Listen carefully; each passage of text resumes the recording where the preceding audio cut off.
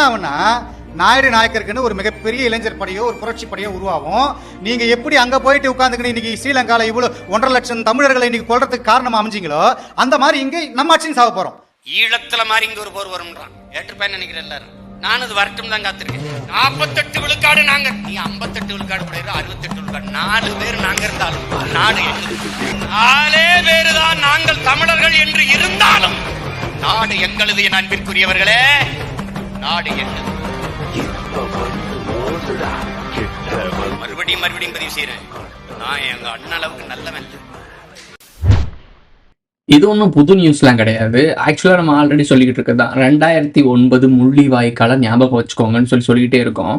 So அது வந்து எதிர்ச்சியாவோ இல்லை நாங்கள் வாலண்டியராக சொல்கிறோம், இப்படி அஜெண்டாக்குள்ள நாங்கள் இருக்கோம், நாங்கள் இலுமினாட்டி அப்படின்ற மாதிரி விஷயங்கள்லாம் நிறையா பரப்பப்படுது. நாங்களுமே ஏஜென்ட்ஸ் தான். நான் 33 டிகிரி ஃப்ரீ மிஷனரி. ஸோ என்னென்னமோ சொல்கிறானுங்க, தெலுங்குன்னு என்னென்னமோ சொல்கிறாங்க. ரைட்டு, விமர்சனங்கள் வரத்தான் செய்யும்.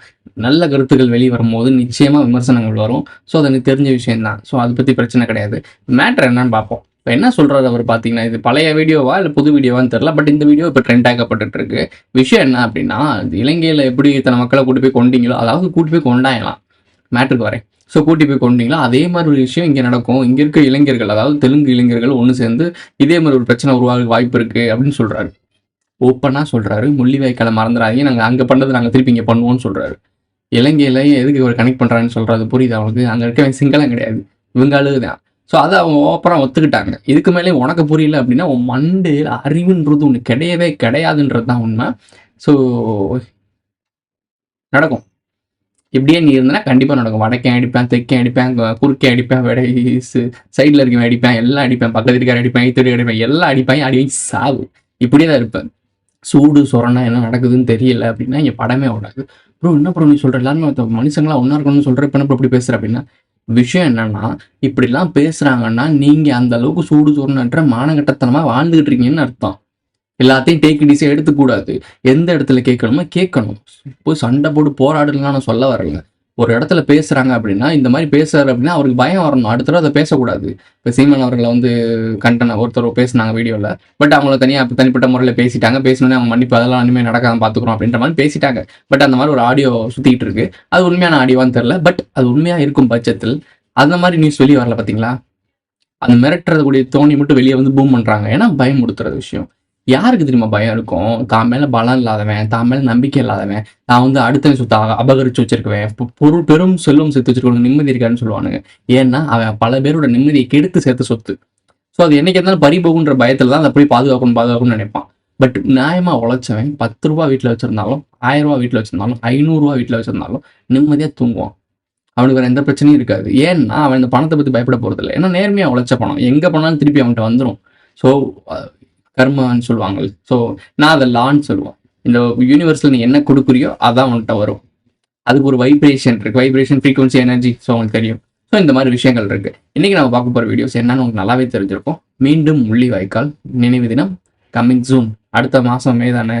இன்றைக்கி 30ஆம் தேதி, நாளைக்கு தான் 1ஆம் தேதி, மே 1. ஸோ 18ஆம் தேதி வரப்போகுது. இவங்களுக்கான ஒரு காட்சி அமைப்புகள் ரெடி பண்ணுறாங்க. வார்ம் அப்லாம் ரெடி ஆகுது. எல்லாருமே போய் தெளிவாக இருந்துக்காங்க. வாங்க வீடியோக்குள்ள போகலாம். அந்த மாதிரி வேற ஒரு இடத்துல நீங்க வரும்போது அவங்க தன்னை ரொம்ப தமிழா காமிச்சுக்கிறதுக்கு வாங்க. முக்கியமா தெலுங்கு எல்லாம் அப்படிதான். இங்க வந்ததும் பாத்தீங்கன்னா தமிழ் ஆர்வலர்கள் 100க்கு 100 தெலுங்கு. அதுதான் இங்க அரசியல்ல, சினிமால எதை பார்த்தாலும். எங்க அப்பா தெலுங்கு அங்க இருந்து வந்ததுனால, ஆந்திராவில இருந்து வந்ததுனால ரொம்ப தமிழ் ஆர்வத்தை காமிச்சுக்கணும். அந்த திராவிடியன் இதுல எல்லாம் மூவ்மெண்ட்ல எல்லாம் சேர்ந்து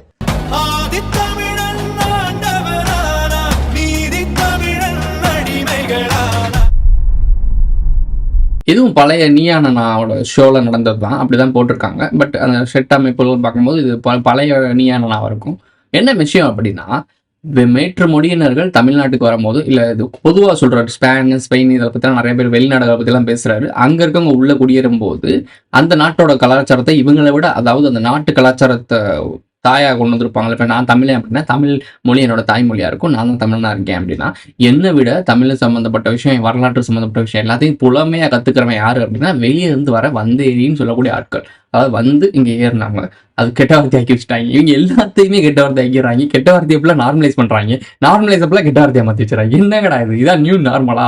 சரி, ஓகே, நியூ வேர்ல்டு கடை கவர்மெண்ட் கொண்டு வரும்போது நியூ நார்மல்னு ஒரு டேர்ம் இருக்குது. அதாவது அவுத்து போட்டு தெரியுறது, இது மாதிரி விஷயங்கள் இதெல்லாம் நார்மல் ஆயிரும். அதெல்லாம் நியூ நார்மல். இந்த ரீல்ஸ் பார்த்துருப்பீங்க. ஸோ அதே மாதிரி உண்மையாக சரியான விஷயத்த நாங்களாம் பேசிட்டு இருக்கோம்ல, நாங்களாம் அப்நார்மலாக மாறிடுவோம். அப்படிதானே பார்க்குறீங்க, ஏதோ ஏலியனை பார்க்குற மாதிரிலாம் பார்த்துட்டு இருக்கீங்க. சரி, ஓகே, இதுதான் வேற வழி இல்லை, இதெல்லாம் ஏற்றுக்கிட்டு தான் ஆகணும். ஓகே, இப்போ அவர் பேசினதை கவனிச்சிருப்பீங்க. அவர் வந்து வெளியாளர்களை பற்றி பேசலை, அவங்க அப்பாவே தெலுங்கு இருக்கலாம். ஸோ இங்கே வந்தாங்களாம், வந்தோடனே தமிழ் புலமையாக நடக்கிறதுக்கு திராவிடம் இந்த மூமெண்ட்ஸ்லாம் கலந்துக்கிட்டாங்களாம், வெளியுண்ட வேங்கையாக கலந்துக்கிட்டாங்களாம். எனக்கு சீரியஸ்லி புரியல. நீங்கள் வந்து வாழ்றதுக்கு என்ன பிரச்சனை? யாருமே உங்களுக்கு விரட்ட போகிறது இல்லை. அந்த மாதிரி ஆள் கிடையாது தமிழங்க, எனக்கு தெரிஞ்ச வரைக்கும் அந்த மாதிரி கிடையாது. இப்போ சொந்த வீட்டுக்குள்ளே இருந்தால் ஒட்டக்காரன் ஒட்டகத்தை உள்ள விட்டுட்டு இவங்க வெளியே படுத்து கிடக்கிற ஆளு. சரி, இவங்களுக்கு எதுக்கு பயப்படுறீங்க? ஏன் அதை நீங்கள் நார்மலாகவே இருந்திருக்கலாமே. அப்போ ஏதோ ஒரு விஷயம் நீங்கள் தப்பு பண்ணுறீங்க, அவனுடைய வாழ்வாதாரத்தை பிடுங்குறீங்க, அவனுடைய இடத்துக்கு நீங்கள் உட்காந்துட்டு இருக்கீங்க. அதாவது அதிகாரம், பொறுப்பு, பணம் புழங்குற இடம், பிஸ்னஸ். ஸோ இந்த மாதிரி இடங்கள்லாம் நீங்கள் அவனை ஏமாற்றி உள்ளே வந்திருக்கீங்க. அதுக்கு தான் உங்களுக்கு இந்த பயம் வருது. இப்போ நார்மலாக இருக்க ஒரு மக்கள், நாங்கள் தான் இப்போ கேரளாவில், ஆந்திராவில், கர்நாடகா எல்லா இடத்துலையும் வாழ்ந்துட்டு இருக்கோம். ஆக்சுவலாக அது எங்கடம் தான் பிரிச்சிருக்காங்க இப்போ அந்த இடம் வச்சுக்கோங்க. ஸோ அந்த இடத்துங்கெல்லாம் வாழ்ந்துகிட்டு இருக்கும் போது அவங்களுக்குலாம் இந்த பதட்டம் வரலையே. அவங்க வாட்டுக்கு 7 வேலையை பார்த்துட்டு சாண்டு இருக்காங்க. யாரும் அரசியல் அதிகாரத்துக்கு அங்கே வரவே முடியாது, அப்படிதான் வச்சிருக்கா. ஏன்னா பயம். இவனுங்க ஆட்சிக்கு வந்துட்டானுங்கன்னா இவங்களை இறக்கவே முடியாதுடா, ஏன்னா எப்படிப்பட்ட வித்து. ஸோ அது விட மாட்டாங்க, விடாமல் பார்த்துக்கிறாங்க. ஸோ அவ்வளோ தார்மீக அடிப்படையில் இருக்க திராவிட கொள்கையில் நான் ஒன்று கேட்குறேன். கர்நாடகா, ஆந்திரா, தெலுங்கானா இந்த எல்லா ஏரியாலையும், கேரளா எல்லா இடத்துலையும் தமிழர்கள் இருக்காங்க. நீ வெளிநாட்டில் தமிழர், இந்திய வம்சாவளி, அந்த வம்சாவளி, இந்த வம்சாவளி கதறிக்கிட்டு இருக்கியே. பக்கத்தில் இருக்க ஸ்டேட்லேயே நம்மால் தமிழை ஒரு எம்எல்ஏ கூட ஆனது கிடையாது. ஸோ அப்போ அந்த அளவுக்கு தான் அவன் கட்டமைப்பு வச்சிருக்கான். தமிழனை மேலே கொண்டே வந்துடக்கூடாதுன்றது தெளிவாக இருக்கான். ஸோ நான் இங்கே முதன்மை மந்திரிகளே தமிழர்கள் கிடையாது. ஓப்பனாவே நான் சொல்றேன், தமிழ் மந்திரிகள், முக்கியமான ஆட்கள் எல்லாருமே வேற மொழியான ஆட்கள் தான். நீங்க என்ன வேணா பேக் ட்ராப் செக் பண்ணி பாருங்க. தமிழ் புலமையா பேசுவாங்க, தமிழ் அறநிலைத்துறையில இருப்பாங்க, எல்லாத்துலயுமே இருப்பாங்க, கோயில் கட்டுமான பணியில இருப்பாங்க, எல்லாத்துலயுமே இருப்பாங்க. ஆனா அவங்க தமிழர்கள் கிடையாது. இதனால என்ன பிரச்சனை? அவங்க நல்லா திறமையா வேலை செஞ்சாங்கன்னா செஞ்சுட்டு போலாம்ல. ஓகே, திறமையா வேலை செஞ்சுட்டு போகலாம். தமிழனுக்கு திறமையான வேலை செய்ய முடியாதா? தமிழனை தன்னாலே ஆள முடியாதா? இந்த கட்டமைப்பு ஏன் அப்படி நடக்குதுன்னு ஒன்று தெரியுதா? நீங்க நினைக்கலாம், ப்ரோ தமிழர்கள் காழ்ப்புணர்ச்சி. இது அது கிடையாது தம்பி. இது பல லட்சம் ஆண்டுகள் பழமையான வரலாறு. நீ நினைச்சிட்டு இருக்க சேர சோழ பாண்டியன் இந்த காமெடி கதை கிடையாது. இது பல ஆண்டுகளுக்கு முன்னாடி இருக்க உன்னோட மரபணு அந்த அளவுக்கு வீரியமான மரபணு. ஏன் உன்னை மட்டும் கண்ணிங்கா பாதுகாத்து உன்னை காயடிக்கிறாங்க?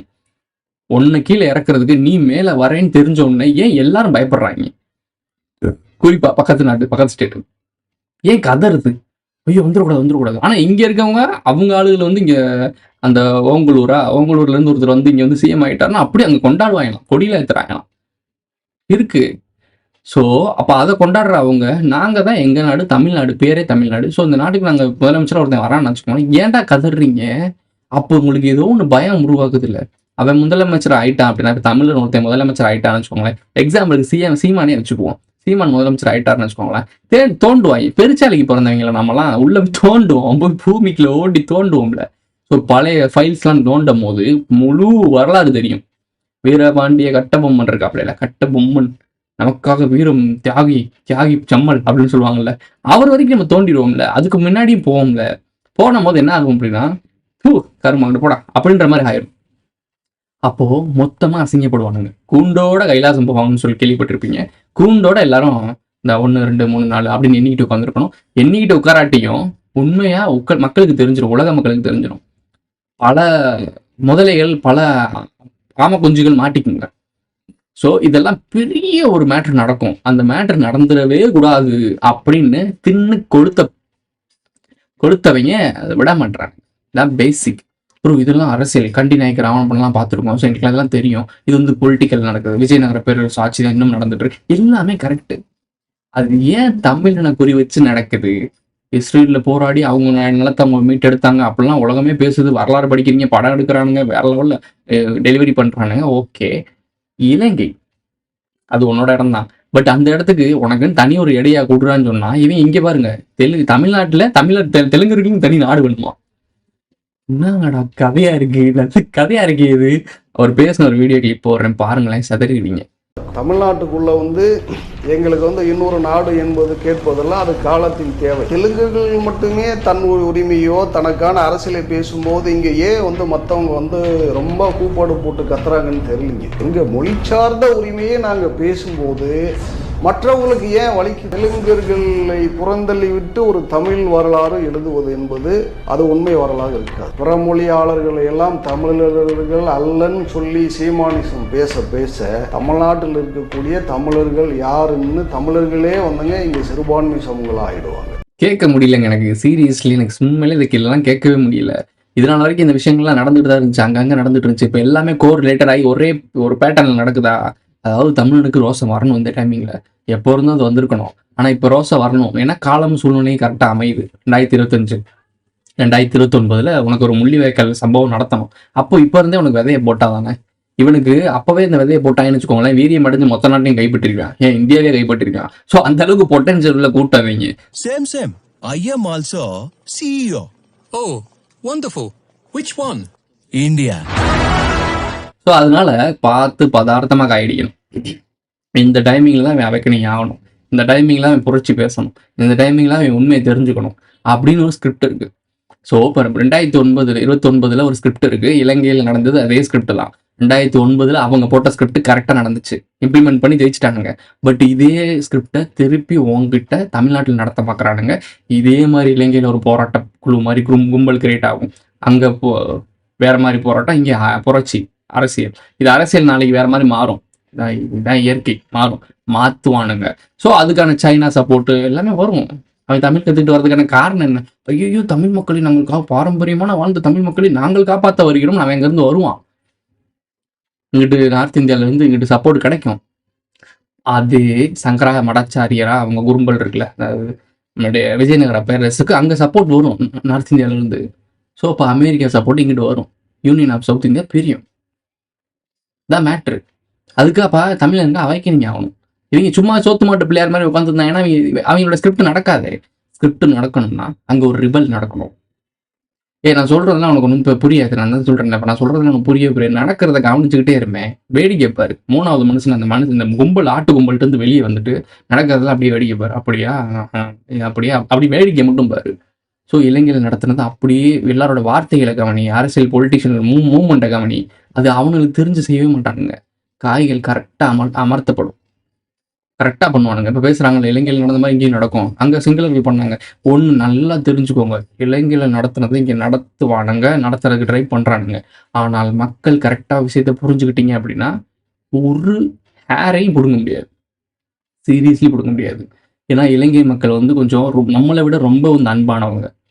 உங்களுக்கு புரியும் நினைக்கிறேன், ரொம்ப அன்பானவங்க, எல்லாத்தையும் ஈஸியாக ஏற்றுப்பாங்க. ஏன்னா இங்கேருந்து அவங்களுக்கு ஒரு உளவியல் மனதில் நம்ம இங்கேருந்து தமிழ்நாட்டிலேருந்து தான் வந்தோன்னு ஏற்றி விட்டாங்க மண்டையில். அதனால ஒரு ஒரு ஒரு ஒரு டிஃப்ரென்ஸ் இருந்துச்சு. பட் நாம பூர்வீகம், இது நம்ம மண் எடுத்து தலையில பூசுற இடத்துல இருக்கோம் நம்ம.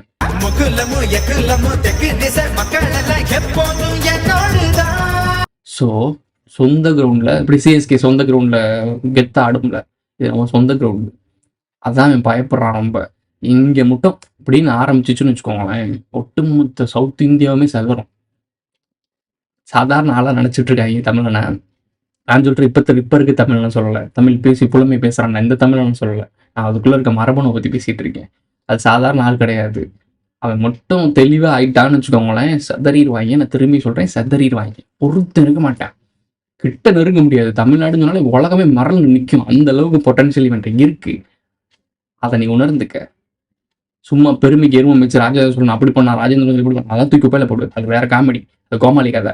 அவனும் ஒன்று அடிமைப்படுத்துறான். நான் இப்போ இன்னும் ஒரு 300 வருஷம் கழிச்சு நீ படிச்சு பாருமே, வரலாறு எப்படி தெரியுமா இருக்கும்? கரிகால பெருவளத்தான மாதிரியே வம்சாவளி சேர்ந்தவர் தான் மு கருணாநிதி அவர்கள்.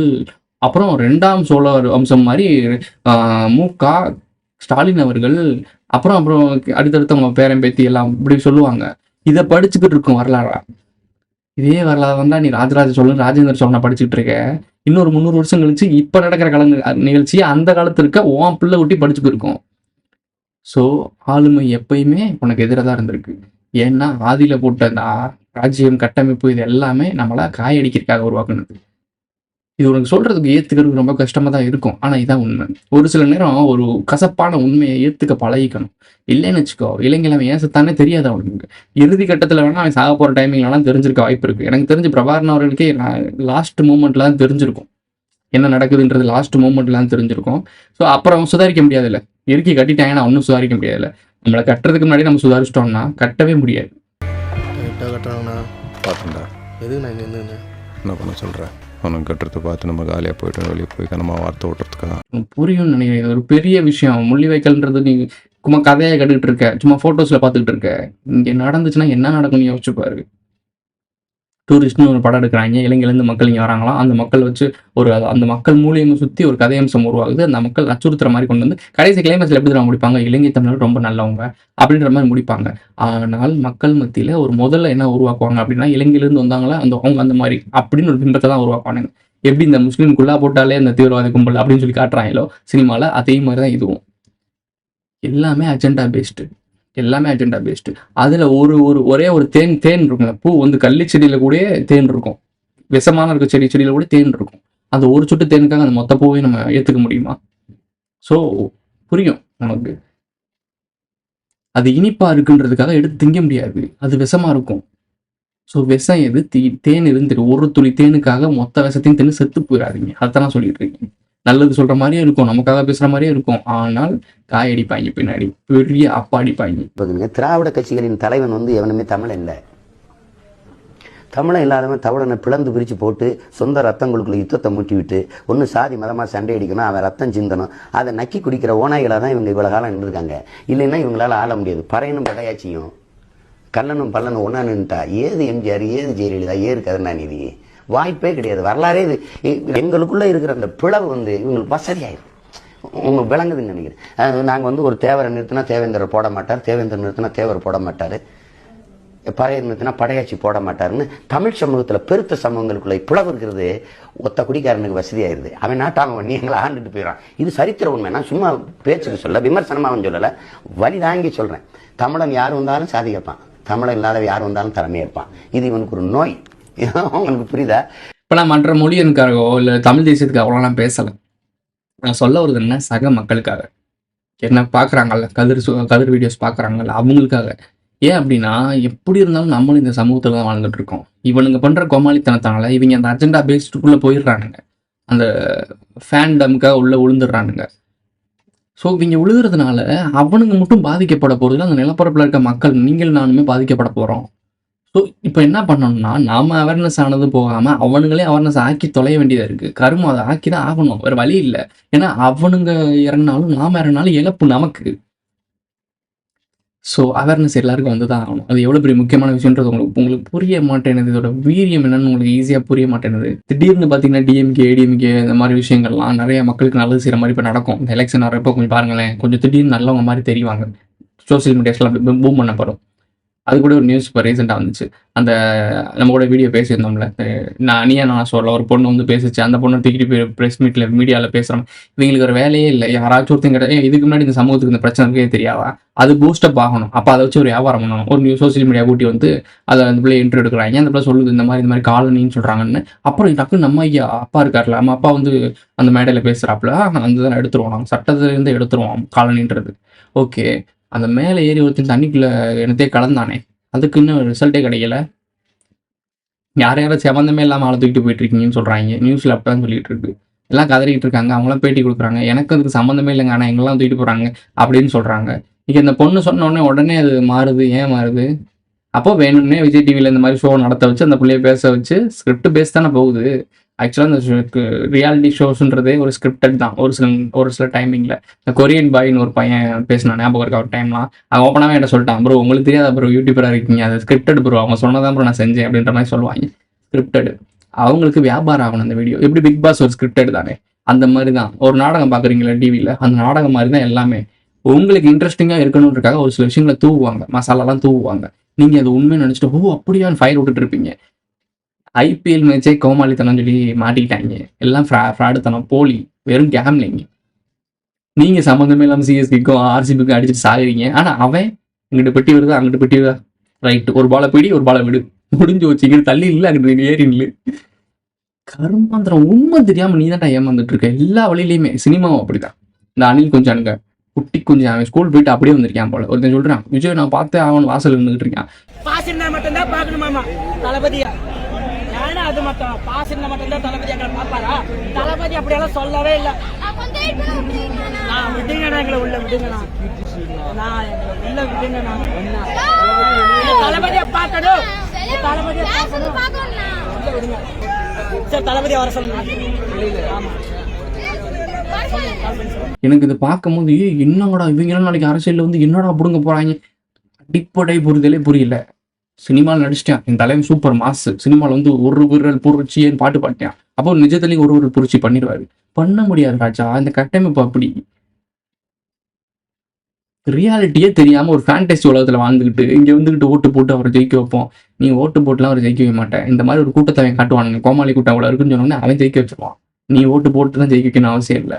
அவன் பின்னாடி இவ்வளோ கூட்டம் கோமாளி கூட்டம் இருக்குன்னு தெரிஞ்சிட்டாலே அவன் அந்த சைன் சிக்னேச்சர் ஒரு சைன் இருக்கு, அந்த சைனுக்குள்ள போட்டு உள்ள போயிட்டாலே போதும், அவங்க ஜெயிக்க வச்சிருவாங்க. இதெல்லாம் தெரிஞ்சுக்கிட்டு வர்றதுக்குள்ளேயும் சந்ததியே போய் சவக்குடியில மூடி புதைச்சிருவாங்க. ஓ, இன்னைக்கு எவனையாவது ஒருவனை தமிழ்நாட்டில் ஒரு அரசியல் தலைவனை பிரபாகரன் தீவிரவாதி, பிரபாகரன் பயங்கரவாதின்னு ஒருத்தனை சொல்லிடா பார்ப்போம். சொல்ல மாட்டான். இவரெல்லாம் ஒரு ஆளுண்டு யாரும் கூட தெரியல. இவரை இப்பதான் எல்லாருக்குமே தெரியும், புஷி ஆனந்த். பேரே என்னமோ புரியாத பாசம் மாதிரி இருக்கு. இப்படி ஒரு நபரே இப்பதான் நான் பாக்குறேன். இப்படி ஒரு நபர் இருக்கதே எனக்கு தெரியாது. ஸோ இப்போ வந்தோடனே திருதுப்புன்னு ஏன் இப்படி எல்லாருமே காலில் விழுதுறாங்க? இதெல்லாம் காட்சி அமைப்பு உருவாக்குறது. எஸ்வி சேகரே சொல்றாரு ஒரு வீடியோல. இவரே அதாவது விஜய் கூட சேர்றதுக்கு முன்னாடியே அவருடைய கட்சி ஆபீஸ் இது இருக்குல்ல, அதுல ஏதோ ஒரு குரூப் இருக்கும் போல, வாட்ஸ்அப் குரூப்போ ஏதோ இருக்கும் போல. வெளியே போய் வாசல்ல போய் துண்டு போட்டு படுத்துக்கிட்டு யாரையாச்சும் போட்டோ எடுக்க வச்சுட்டு இங்க பத்தினா எளிமையா இருக்கான்னு சொல்லிட்டு இவரே குரூப்ல ஷேர் பண்ணுவாராம். இந்த அளவுக்கு தான் இது செலிபிரிட்டி பைத்தியம். தன்னைத்தானே ஒரு மக்கள் மத்தியில் ஒரு போலியான பிம்பத்தை உருவாக்கி அது இப்போ கூட நீங்கள் பார்த்துருப்பீங்கல்ல, ஹாய் ஃப்ரெண்ட்ஸ், நாங்கள் வந்து மக்களுக்காக சேவை பண்ணுறோம், உங்களுக்காக நான் இதை பண்ணுறேன், இதோ உங்களுக்காகன்னு சொல்லி மிளகா அப்படிலாம் தின்னுட்டு இருக்காங்க. இல்லை, அவன் கேட்டிருக்கவே மாட்டான், இவங்களே திம்பாயிங்க. இப்படி கேட்டு என்ன தெரியுமா ஆகும், நாளைக்கு நீயே கமெண்ட்ல கேட்க ஆரம்பிப்ப, இதை பண்ணுங்க அதை பண்ணுங்க, கக்கூஸ்குள்ள சோத்தை போட்டு சாப்பிடுங்கன்னு சொன்னால் சாப்பிட்டுக்கு இருக்கேன் ஒருத்தன்.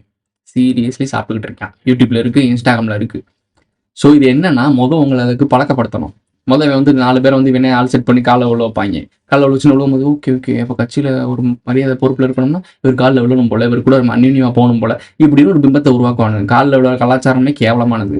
அதுவும் இவங்கெல்லாம் என்ன பெரிய தலைவர்களா, மக்களுக்காக விடுதலை போராட்டத்துக்கு போன தலைவர்களா? கருமண்டா, எப்பூர்ணமான உங்க அப்பா அம்மா காலில் விழுந்திருப்பீங்களாடா நீங்க? பொசுக்கு விழுகுறாங்க. இந்த ஆள் யாருன்னு கூட எனக்கு தெரியாதுங்க. அவ்வளோ பெரிய ஆளு கூட சரி, இவர் யாருன்னு கூட எனக்கு யாருக்குமே தெரியாது. தமிழ்நாடு மக்களுக்கு யாருக்குமே தெரியாது. இப்பதான் தெரியும் ஏதோ ஒரு நபர் விஜய் கூட இருக்காரு அப்படின்னு தெரியும். திருத்துக்கு காலில் விழுறாங்கன்னா அப்போ ஏதோ ஒரு வெஜெண்டை பேஸ்ட் கேம் ஆடுறாங்கன்னு தெரியுதுல்ல. உனக்கு மானம் சூடு சொன்னா விட்டு இடிஞ்சிட்ட அவனை என்ன பண்ண முடியும்? எதுக்காக நீ என்ன வேணா பண்ணுவேன். ஓகே, இந்த மேட்டரை பார்த்தீங்களா? இப்போ இவர் பேசுற ஒரு விஷயத்தை பாருங்க. நம்முடைய சாப செயல் பரிதாபப்பட்ட தமிழர்கள் இதுவரைக்கும் எந்த தமிழையும் ஆள விடவில்லை. இவங்க இங்க தமிழ்நாட்டில் ஸ்டாலின் பதவி ஏற்கிறார், ஆந்திராவில் ஓங்கோல்ல எங்கால அங்க பதவி ஏற்கிறான்னு சந்தோஷப்படுறான். இவங்க பரம்பரை தெலுங்கு, அம்மா அப்படி கர்நாடகமோ, மரியாதைக்குரிய எம்ஜிஆர் அவர்கள் கேரளாவோ, இவர் தெலுங்கர்கள். இங்க இவர் பதவி ஏற்றால் அங்க கொடியேற்றிட்டு கொண்டாடுறான். எப்படி இருக்கு பாருங்க. எதுக்கு சொல்றேன்னா, இவங்க சொல்றது ஒண்ணு, செய்யறது ஒண்ணு. ஆக இவர்கள் பூரா இதை நம்ம பண்ணோம்னா இதை மக்களுக்கு புரிய வைக்க வேண்டும் என்பதுதான் என்னுடைய விருப்பம். அதனால இவர்கள் அவசியம் மாற்றப்பட வேண்டும். தமிழ்நாட்டு மக்கள் பாதிக்கப்படுகிறார்கள். நீங்க இந்த கருத்தெல்லாம் மக்களுக்கு போய் சொல்லணும். அது என்ன கோ ரிலேட்டடா எல்லாருமே ஒரே மாதிரி மேற்று மொழிக்காரங்க ஆட்சி பண்றாங்க 50 ஆண்டு காலமா ஆட்சி பண்ணிட்டு தான் இருக்காங்க. இப்ப என்ன திடீர்னு பேசுறீங்க வேற மொழிக்காரங்க ஆள்றாங்க, வேற மொழிக்காரங்க? என் கருணாநிதி அவங்களும் ஈவேரா பெரியசாமி, சாரி அவர் பேர் ஈவேரா ராமசாமி அவர்களும் அவங்கெல்லாம் வெளி மாநிலத்தவர்கள், அவர் வேற லாங்குவேஜ் பேசுறவங்கலாம் இப்பதான் தெரியுமா? இவ்வளவு நாள் என்ன கோமால இருந்தீங்களா என்ன? அது என்ன இப்ப மட்டும் தெரிஞ்சு இப்ப பேசுறீங்க? ஏன்னா இதுதான் யோசிக்க மாட்டேன். நீ இப்பதான் இது நடக்கணும். வெளியாளர்கள்லாம் உள்ள ஏற்றி விட்டு ஆளை வச்சுட்டு எல்லா வேலையும் பண்ணிட்டு ஒரு கட்டத்துக்கு மேல இந்த டைமிங்ல இந்த மக்கள் புரட்சிக்கு பண்ணணும், இந்த மக்கள் கொஞ்சம் ரிபலா மாறணும், கோவப்படணும், சண்டை வரணும். ஒரு இலங்கையில் நடந்த மாதிரி ஸ்ரீலங்கா ஒரு பஞ்சாயத்து நினைச்சல, சிங்களர்களா தமிழர்களான்னு ஒரு பஞ்சாயத்து நினைச்சல, அதே மாதிரி இங்க தெலுங்கர்களா, அங்கேயும் தெலுங்கு தான், பேர் சிங்களன் மாற்றி வச்சிருக்கேன், அவ்வளோ சிங்களன் தெலுங்கு, புரியுதா? ஸோ இங்கேயும் அதே மாதிரி தான், தெலுங்கு சிங்கள, தெலுங்கு தமிழ் சண்டை விட்டுட்டு இருக்காங்க. இதே மாதிரி நான் வடக்கு இந்தியன்னு கூட எக்ஸ்ட்ரா சேர்த்துக்கிட்டாங்க. எல்லா பக்கமும் கட்டம் கட்டிட்டு இருக்காங்க. உனக்கு இப்போ என்னமோ நினைச்சிட்டு இருக்க, பாதுகாப்பா வாழ்ந்துட்டு இருக்கோம்னு நினைச்சிட்டு இருக்க. தைரியமா நியூஸ் மீடியால சீமான் தமிழ் தேசியத்துக்கு தலைவர்ன்ற மாதிரி ஒரு பிம்பத்தை உருவாக்குறாங்க. அதாவது ஒட்டுமொத்த தமிழர்களுக்கும் ஒரு அடையாளம் மாதிரி கிரியேட் ஆன ஒரு நபரையே பப்ளிக்கா அப்படி சொல்றாங்க. இவர் என்னன்னா, நாங்கள் இல்லைன்னா நீங்க ஒண்ணுமே கிடையாதுன்றாரு. தமிழ்நாடே ஒண்ணுமே இல்லை, நாம சிறுபான்மையா, தமிழ்நாட்டுல நாம சிறுபான்மையா, அவங்க பெரும்பான்மையா.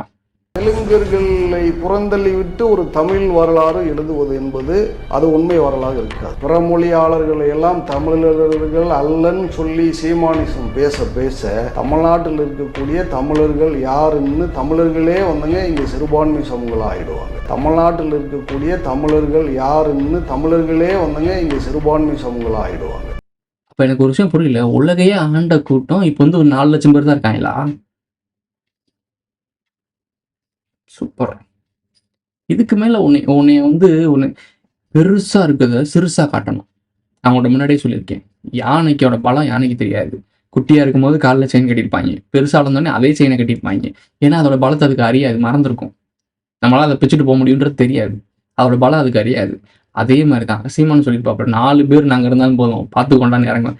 4 பேருதான் நாங்கள் தமிழர்கள் என்று இருந்தாலும் நாடு எங்களது என் அன்பிற்குரியவர்களே, நாடு எங்களது. மறுபடியும் பதிவு செய்யறேன், நான் எங்க அண்ணன் அளவுக்கு நல்லவன். நான் திரும்பவும் சொல்றேன், நான் தமிழர்கள் மேல எனக்கு ஒரு நம்பிக்கை இருக்கு, பெரிய நம்பிக்கை இருக்கு. ஸ்ரீலங்கா வேற மேட்ரு, அது வேற கதை, புரிதல் இல்லாத கதை. பட் தமிழ்நாடு அப்படி கிடையாது, புரிதல் உள்ள கதை. கூமுட்டத்தனமா தமிழ் தேசியம் தெலுங்கு தேசியம் இப்படி போனீங்கன்னா மாட்டிக்குவீங்க. ஏன்னா அங்கேயும் அப்படிதான் மாட்டினாங்க. சிங்களம் தான் எதிரின்னு சொல்லி சண்டை ஓட்டனாலதான் மாட்டிக்கிட்டாங்க. இது உலகள பேஸ்டு ஸ்கெட்சு. ஒரு கட்டத்துக்கு மேல உண்மை தெரிஞ்சு ஒரு கூட்டம் உருவாகும். நான் சொல்றது இப்ப இருக்காங்க இல்லை இப்ப இருக்காங்க இவங்க கிடையாது. நமக்கு அடுத்த ஜென்ரேஷன் இருக்கு பாருங்க. இப்போ எனக்கு குழந்தை பிறக்கும், உங்களுக்கு குழந்தை, அந்த மாதிரிலாம் இருக்குல்ல, அதுக்கு அடுத்த ஒரு ஜென்ரேஷன் தான் அவங்க பயப்படுறாங்க. அதுக்காக தான் ஒரு போரை உருவாக்குறானுங்க. அந்த போர்ல முக்கியமா முடிச்சு விடுவானுங்க. ஏன்னா அவங்க பயப்படுறது ஒன்னையும் என்னையும் பார்த்து இல்லை, உனக்கு அடுத்து வர ஜென்ரேஷனை பார்த்து. இலங்கையிலையும் அதான் நடந்துச்சு. இலங்கையில் ஒரு கட்டத்துக்கு மேலே அடுத்த ஜென்ரேஷன் உள்ள உருவாக இருந்துச்சுன்னு வச்சுக்கோங்களேன், ஒரு புலிகள்னு சொல்லக்கூடிய ஆட்களே இவங்களால சமாளிக்க முடியல. அவனுக்கு பிறந்த புலி சும்மா இருக்குமா? இலங்கையை மொத்தமாக டேக் ஓவர் பண்ணிடுவானுங்க. அப்போ இந்தியன் ஓஷன் அவங்க கண்ட்ரோல் போயிடும். ஸோ அது இந்தியன் ஓஷன் கண்ட்ரோல் போயிடுச்சுனால ஒன்றுமே பிடிக்க முடியாது. ஸோ அப்போ அவங்க ஓப்பனாக மாட்டிக்குவாங்க. ஏன்னா ஒரு நாட்டை போய் நீ ஏன் தேவையில்லாமல் நோன்ற அப்படின்னா உலக மக்கள்லாம் புரட்சி உருவாகிடுவாங்க. உலக மக்களோட சப்போர்ட் இலங்கைக்கு போயிடுச்சு அப்படின்னா செத்தாங்க, அவங்க ஆட்சியை கலந்துருவாங்க. ஸோ அவங்களோட ஒட்டுமொத்த கட்டமைப்பு அழிஞ்சிரும். அப்போ அந்த ஜென்ரேஷன் அழியணும்னா ஒரு சம்மந்தமே இல்லாமல் தமிழும் சிங்களம் சண்டை போடுற மாதிரி ஒரு விஷயத்த உருவாக்கு. அது மூலிமா அடுத்த ஜென்ரேஷனை முடிச்சு விடு. அவனுக்கு அது தெரியறதுக்குள்ளே இங்கே தமிழ்நாட்டிலையும் அதே செஞ்சிரு. ஒரு ரொட்டேஷன் இருக்குங்க. ஒரு 20 வருஷம் 30 வருஷத்துக்கு ஒரு ரொட்டேஷனில் ஒரு ஜென்ரேஷன் உருவாகும். அந்த ஜென்ரேஷனை ஏதாச்சும் ஒன்று பண்ணி முடிச்சு விட்றது இதான் நடந்துட்டு இருக்கு. ஒரு குறிப்பிட்ட வேர்ல்டு வார் இந்த மாதிரி பெரிய பெரிய போர்கள்லாம் நடக்கும் போது அங்கே முக்கியமாக குழந்தைகள் மேலாம் கை வைப்பானுங்க. எல்லா நாடுகளையும் பாருங்களேன், ஒரு போர் நடக்கும்போது குழந்தைகளை தான் கை வைப்பானுங்க. அடுத்த ஜென்ரேஷன் தான் கூண்டோடு கருவு இருக்கிறது. இதை மகாபாரதத்துல ராமாயணத்திலே வருது இல்லை. மகாபாரதத்தில் என்ன சொல்லுவாங்க, பாண்டவர்கள் குலத்தை அழிக்கிற மாதிரி ஒரு சொல்லுவாங்க. கூண்டோடு கரு எடுக்கிறதுன்னு சொல்லி ஒருத்தர் பண்ணார்ன்றனால தான் பெரிய பிரச்சனை நடந்துச்சு. ஸோ கூண்டோடு கரு இருக்கிறதுன்றது அங்கேருந்து தான் வருது.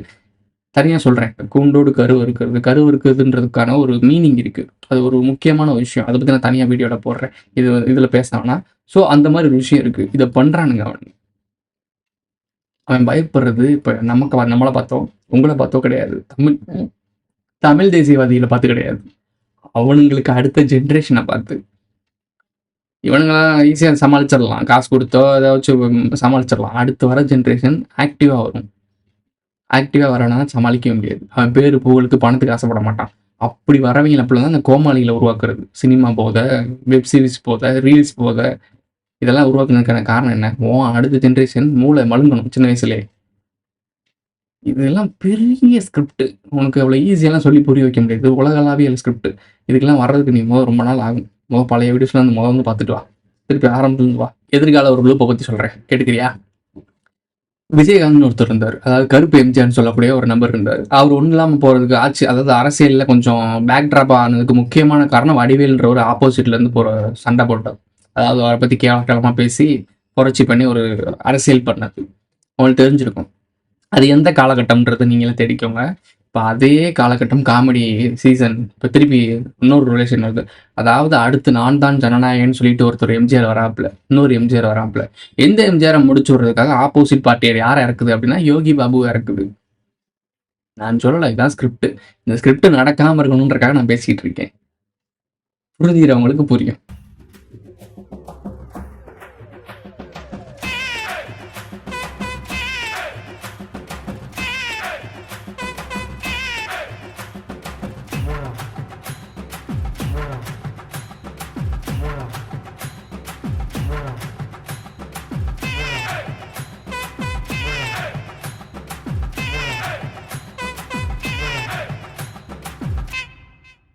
இப்போ நான் காட்டின ஃபோட்டோஸ்லாம் நீங்கள் பார்த்துருப்பீங்க. இதில் ஒரு மெசேஜ், படம் பார்த்து கதை சொல்லுவாங்கள்ல, இந்த படத்தை பார்த்து நீ கதை தெரிஞ்சுக்கோ, இதுக்கெல்லாம் நான் டீட்டெயில் சொல்ல மாட்டேன், இதுக்கு இவ்வளோ விஷயத்தை காட்டியுமே உனக்கு புரியலை அப்படின்னா புரிஞ்சுக்கிட்டு அப்புறம் வந்து பாரு. ஓகே, நான் சொல்ல வேண்டியதெல்லாம் சொல்லிட்டேன் தெளிவாக. களம் நமது அப்படின்னு அவங்க ஓப்பனாக சொல்லிட்டு பஃபோமெண்ட் பொம்மையை பக்கத்தில் வச்சுருக்காங்க. சாதாரண கூட்டமே கிடையாது. நான் திரும்பவும் சொல்கிறேன், விஜயநகர கூட்டத்தோட மிச்சம் ஒன்று இருக்குது, அது சாதாரண கூட்டம் கிடையாது. இவ்வளோதான் பேச முடியாது, அதுக்கு மேலே பேச முடியாது. நமக்கு அவ்வளோதான் சொல்லியிருக்கானுங்க, இவ்வளோதான் பேச முடியும். ஸோ சமூக ஊடகம் முடிச்சுக்கோ, பொழைச்சிக்கோ. இதோட இந்த வீடியோ முடிஞ்சிருச்சு. இந்த வீடியோ பிடிச்சிருந்தா லைக் பண்ணுங்கள், கமெண்ட் பண்ணுங்கள், சப்ஸ்கிரைப் பண்ணுங்கள், மறக்காம பெல் ஐகானை ஆல்ல போட்டு இந்த ஃப்ரெண்ட்ஸ்லாம் ஷேர் பண்ணுங்கள். நீ ரிவ்யூ பண்ற தொழில விட்டுறேன்னு சொல்லு, நான் உன்னை உயிரோட விடுறேன். நம்ம இந்த இடத்த இந்த விஷயத்தெல்லாம் செய்கிறத விட்டுட்டு போயிடலாம்னு ஒரு சின்ன ஒரு ரிவ்யூ பண்றது விட்டு ரீல்ஸ் பண்ண போயிடலாம். நீ மவுத் பண்ணி சும்மாரியா, இவ்வளவு ஒரு ஆளு போய் தோல் விட்டு போடுமா, அந்த பேயா நான் பாத்துறேன்.